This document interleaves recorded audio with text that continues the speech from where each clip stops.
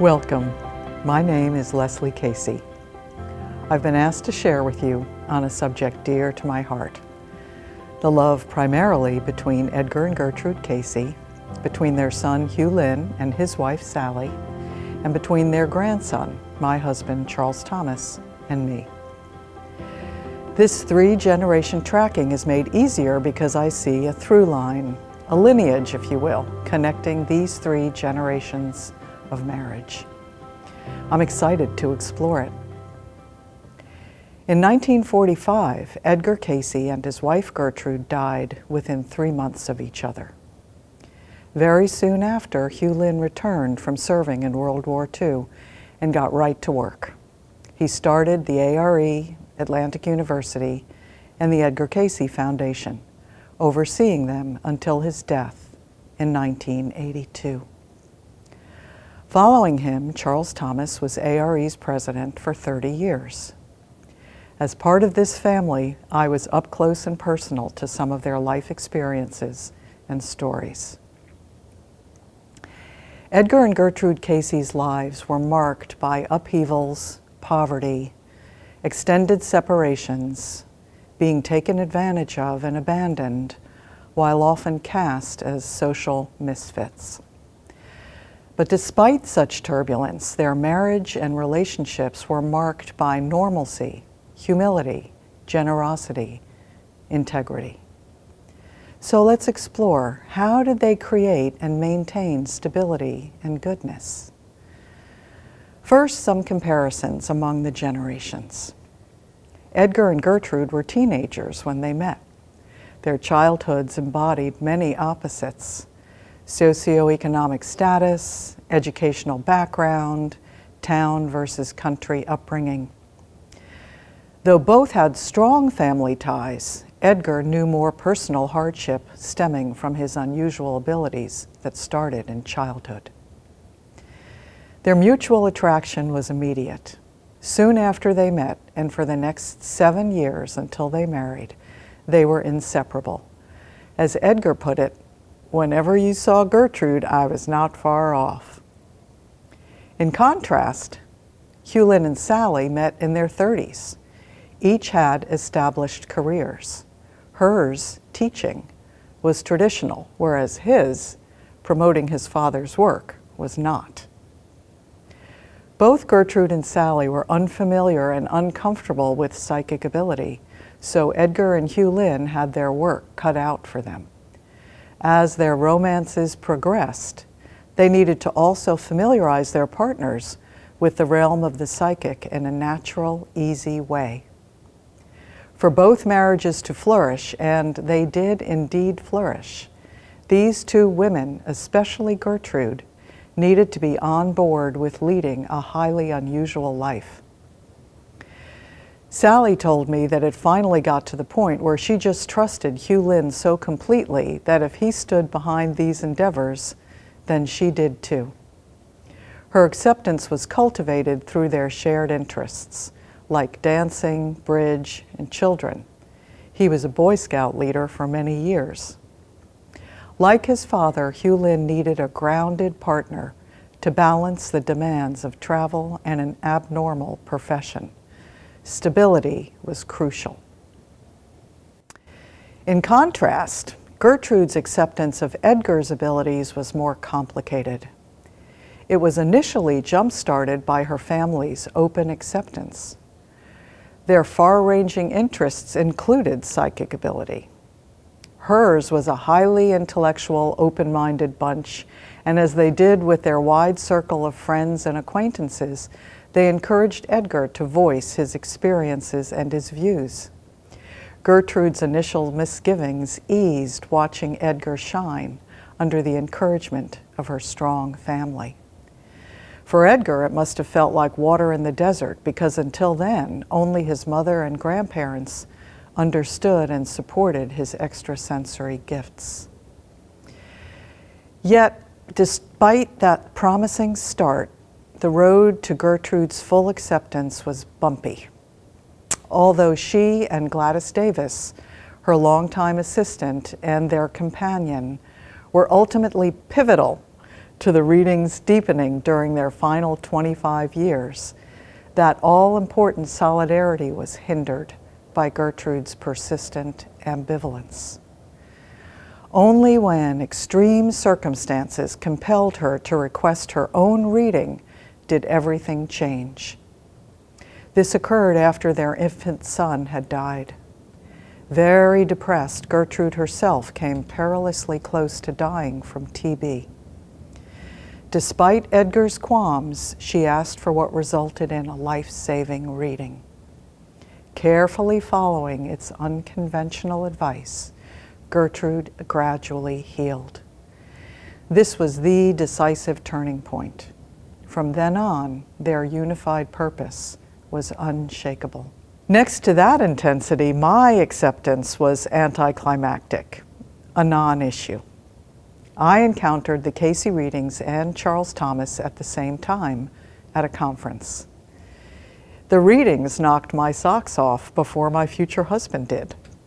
So, when Charles Thomas shared his top 3 life commitments, being to God, to A.R.E., and then to me and our family, I understood. It's worth highlighting the talents of Edgar and Hugh Lynn and Charles Thomas in presenting this work to a wider audience in a grounded, informed way. They normalized what was clearly outside of the norm. This natural ability to speak easily and clearly to anyone, to meet people where they were, often winning them over, passed from father to son to grandson. All were comfortable in their own skin, humble, playful, quick to laugh. Humor, it was huge. Adept storytellers. In other words, they were all naturally charismatic. With all 3, what you saw was what you got, no pretenses. Read Edgar's letters and you immediately feel this. Listen to Hugh Lynn's and Charles Thomas's talks and you hear it. These traits proved invaluable to introducing and spreading the Cayce work to a broad audience. This lack of pretense also ran freely in the women. It drew the couples together. Invaluable as it was to growing the Cayce work, it was equally invaluable to enlivening these marriages. A through line comes into view. The lack of pretense in these marriages makes sense considering the deep spiritual commitment winding through them. These showed up as examining one's thoughts and actions before blaming others, and especially using tools from the readings, like focusing on the positive, turning stumbling blocks into stepping stones, practicing kindness, forgiveness, prayer, meditation, and above all, a focus on helping others. These ideals were continuously, consciously applied. I can't emphasize enough that it is impossible to separate the individuals from the spiritual guidance that permeates the readings. The Cayce men's teachings sprang from personal experience. It made their talks lively. With their quieter partners, they wrestled with and honed these tools, laser-focused on applying them. They cussed and discussed these universal principles into nitty-gritty choices to apply them every day. This steady drumbeat of others first and application vibrated through the generations. The Cayce lineage springs from it. Here's Charles Thomas's first childhood memory of meditation as an example of a readings tool so integral to Hugh Lynn that it inevitably, organically transmitted to his son.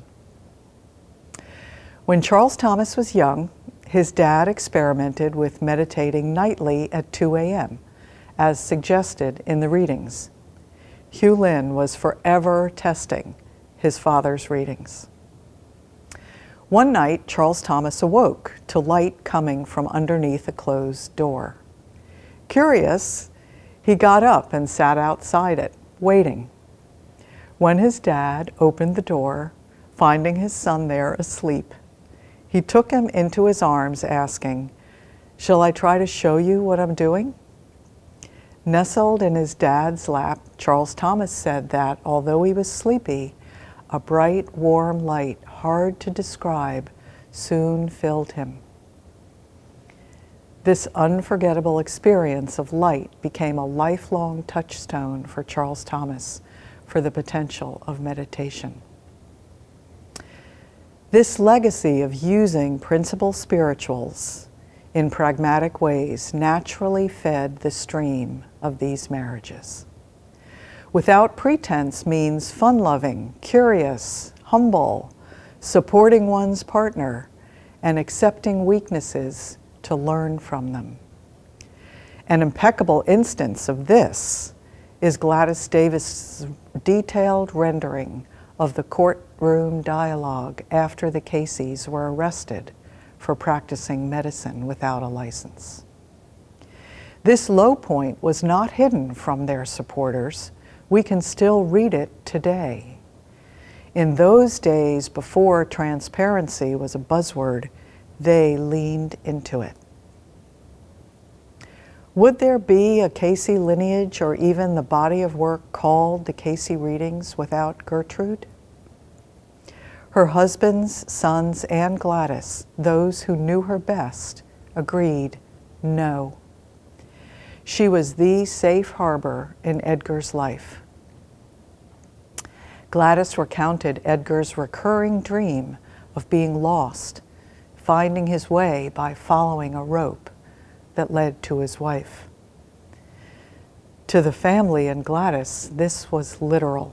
Level-headed and practical, Gertrude brought priceless balance to Edgar's highly sensitive, erratic nature. Gladys draws a vivid picture of Gertrude from when the Cayces were arrested, one of 2 times. Getting arrested shocked and unnerved Gladys, yet Gertrude's composure in the moment steadied her as she whispered calmly to Gladys, "You don't have to answer their questions. You don't have to tell them anything." What has captivated me about Gertrude revolves around this question. How did she endure their unceasing external stressors, starting even before their marriage, when Edgar mysteriously lost his voice for a year? Or when fire burned down their photography studio twice, instantly plunging them into crippling debt after struggling for financial security. Or as years stretched on with Edgar in Texas, searching for oil to fund his dream of a hospital. Nowadays, separations are greatly eased by instant communication. Back then, communication was tenuous, long stretches without a word. Now imagine, Edgar was away for 4 years. Texas is a stark example from the flow of their challenges. Unlike the Cayce men, who left behind letters and diaries that shine light on their inner lives, there's nothing from Gertrude. Yet, her actions speak. Throughout a clearly very challenging life, she held fast to normalcy, integrity, and held others up. The Cayce through line is forged from this resilience, strength, and service. In the end, what makes a lineage? Is it karma, dogma, luck?